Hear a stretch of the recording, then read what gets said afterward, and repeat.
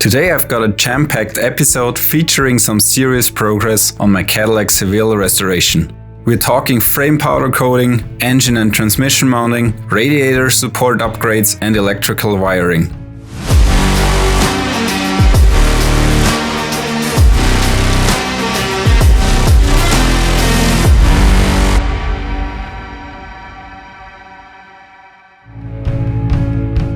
Hey fellow car aficionados, welcome back to That Austrian Car Guy. Buckle up, hit that like and subscribe button and let's jump into the action.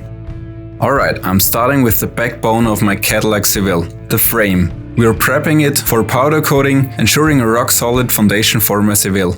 You see me here sanding off all the gunk and luckily just surface rust.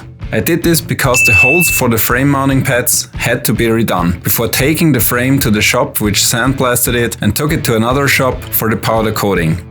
All in all, it took a few weeks to get the frame back, but the result was worth the wait.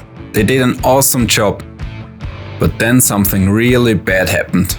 I was absolutely devastated, not just because of the damage that's been done, but mainly because I had to get another windshield, which here in Austria is not as easy as I guess it would be in the United States.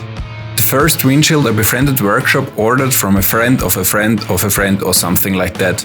It took incredible 7 months until it finally arrived, just to get crushed another time. It was the wrong windshield. It was for an Eldorado Seville, where Seville was just a trim level and not the car itself.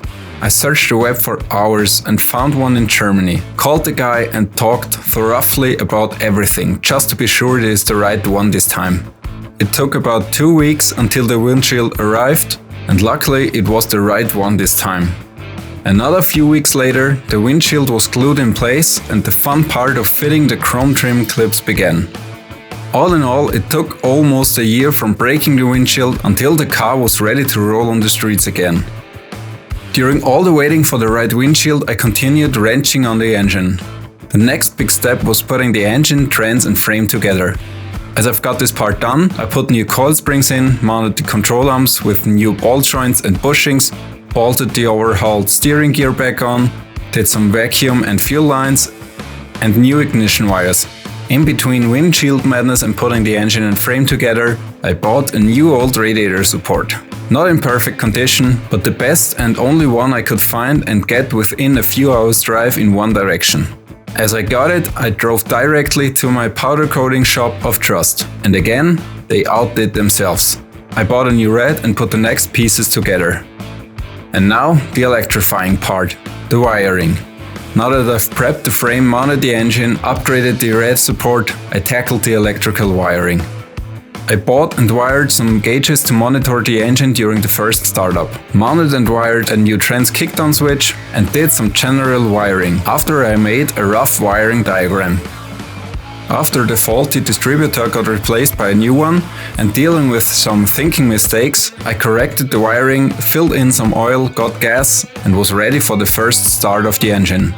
Man, was I thrilled and nervous at the same time. But now listen and enjoy the sound of my rebuilt Olds 350 V8.